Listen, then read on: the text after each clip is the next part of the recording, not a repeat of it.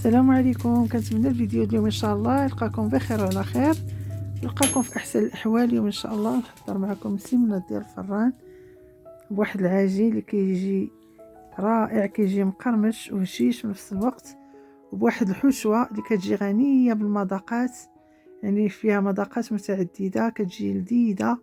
نتمنى ان الوصفه اليوم تجربوها وتعجبكم. الى عجبتكم ما تنسونيش من اللايكات ديالكم، حيت اللايكات ديالكم هي اللي كتشجعني وكتخليني نقدم فيديوهات اكثر. ما نطولش عليكم، نخليكم مع الوصفه والمقادير وطريقه التحضير وفرجه ممتعه.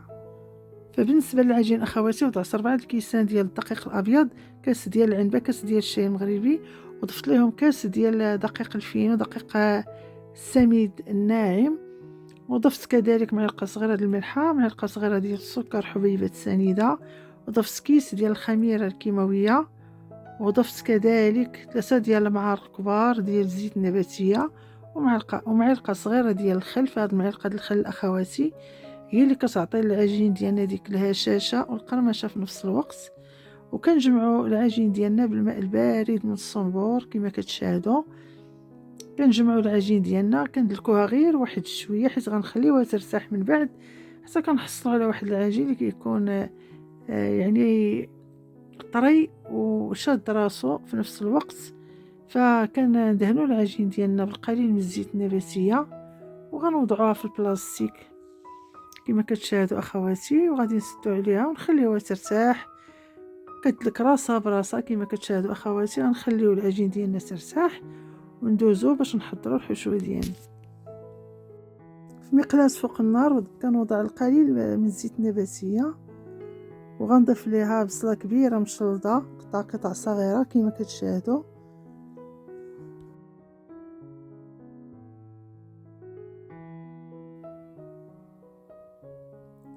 كنشحروا البصله ديالنا حتى كطيح كما كتشاهدوا اخواتي.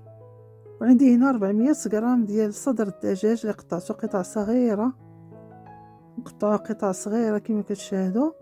وغادي نشحروا البصله ديالنا مع الدجاج، نشحروه مزيان.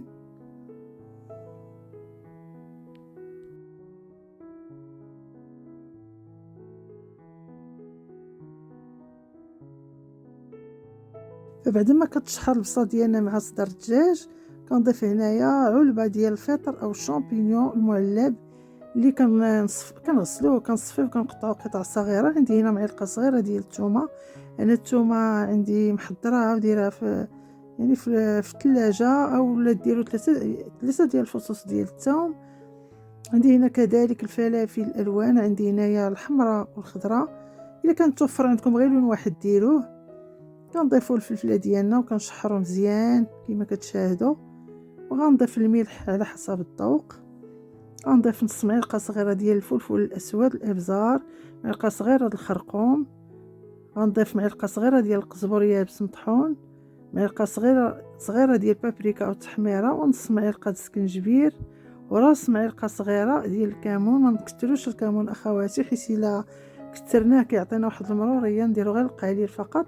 وعندي هنا فلفله حاره اللي قطعتها دوائر كما كتشاهدوا، اولا ديروا السودانيه غبره. كنضيف كذلك صلصه الصوجه، وعندي هنا صلصه المحار. الا ما توفرتش عندكم اخواتي صلصه المحار، اكتفيو غير بصلصه الصوجه، وكنشحروا مزيان حتى كتنسجم لينا العناصر مع التوابل اللي ضفنا. وغنضيف القليل من زيت الزيتون ونشحر مزيان كما كتشاهدوا.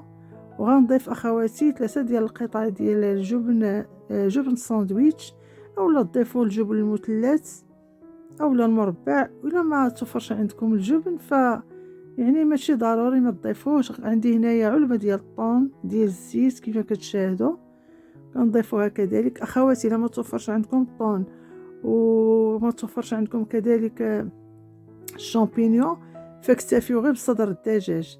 كنضيف هنايا اخواتي الشعريه الصينيه اللي كنا كنعرفوا كيفاش كتحضر. كنرطبوها في الماء كيكون غليان، كنخليوها واحد 10 دقائق، وكنصفيوها كنقطعوها قطع صغيره، كنضيفها الحشوه وكنشحروها باش كتشرب لينا ديك النكهات ديال الحشوه.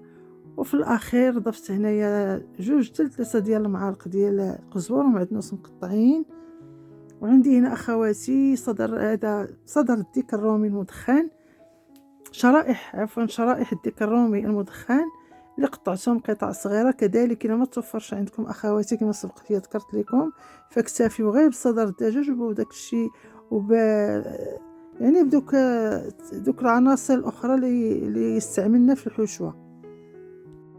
فهنا اخواتي غنحضر معكم واحد الخليط اللي كيجيب المسمن ديالنا مورق بلا زبده. فدرت هنايا كاس ديال العنبه ديال الزيت النباتيه، ضفت ليه 2 معالق كبار ديال النشا او مايزينا وحركت مزيان، وضفت كذلك 2 معالق اخرى يعني 4 ديال المعالق كنحركو مزيان، وغنضيف المعلقه الخامسه ونخلطو مزيان كما كتشاهدوا. وغنضيف كذلك المعلقه يعني 6 ديال المعالق النشا في كاس ديال العنبه ديال الزيت. فصدقوني هاد الخلطه كتعطي المسمن ديالنا واحد التوريقه بلا ما نحتاجو الزبده. كما كتشاهدوا كنحصلوا على هاد الخليط بهذا السمك هذا كما كتشاهدوا اخواتي. فغير جربوا هاد الخليط وغتعتمدوه في المسمن ديالكم. بعد ما خلينا يعني العجين ديالنا في داك الكيس البلاستيكي تلقات ودلكات راسها كما كتشاهدوا. فكناخذوا العجين ديالنا كنشكلوها كويرات كيكونوا صغار، نشكلوا كويرات غير صغار اخواتي. فكنشكلوا الكرات ديالنا وكنوضعوهم في واحد البلاطو اللي كنكونوا دهناه بالزيت. وملي كنكملوا تشكيل الكرات كندهنوا الوجه ديالهم بالزيت وكنغطيهم بواحد البلاستيك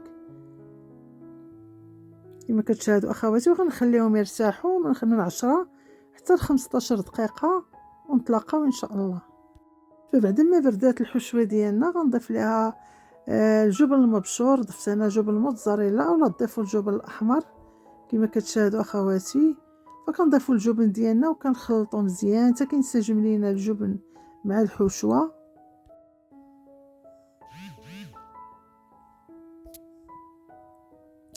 وهنا اخواتي كيكونوا الكويرات ديالنا ارتاحوا، كناخذوا الكره الاولى اللي سبق لينا شكلنا، وبالنسبه للكرات الاخرى كنغطيوهم بالبلاستيك وكنخليوهم جانبا باش ما يكونوش لينا ديك القشره.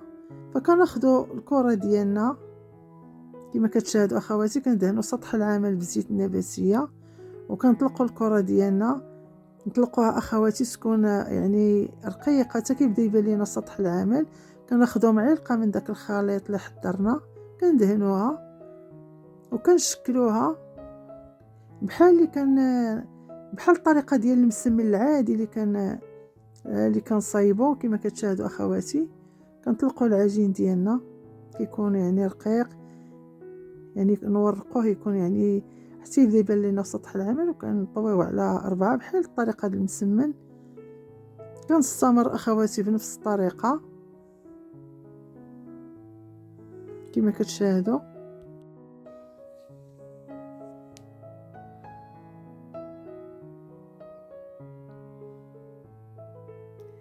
فبعد ما كملت التشكيل ديال الكرات ديالنا كنبداو بالرغيفه الاولى اللي سبق لينا شكلنا كتكون ارتاحت كما كتشاهدوا. فانا اخواتي هنا غادي نعمر 4 ديال الرغيفات يعني دفعه واحده باش كنسهلوا علينا العمليه ديال التشكيل. كما كتشاهدوا خديت 4 د الرغيفات وكنطلقوهم بهذه الطريقه اللي كتشاهدوا كما كتشاهدوا اخواتي. وكناخذوا الحشوه كنوضعوها في الوسط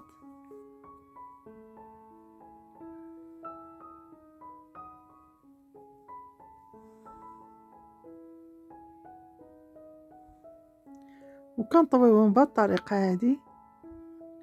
يعني الفيديو راه واضح اخواتي كما كتشاهدوا.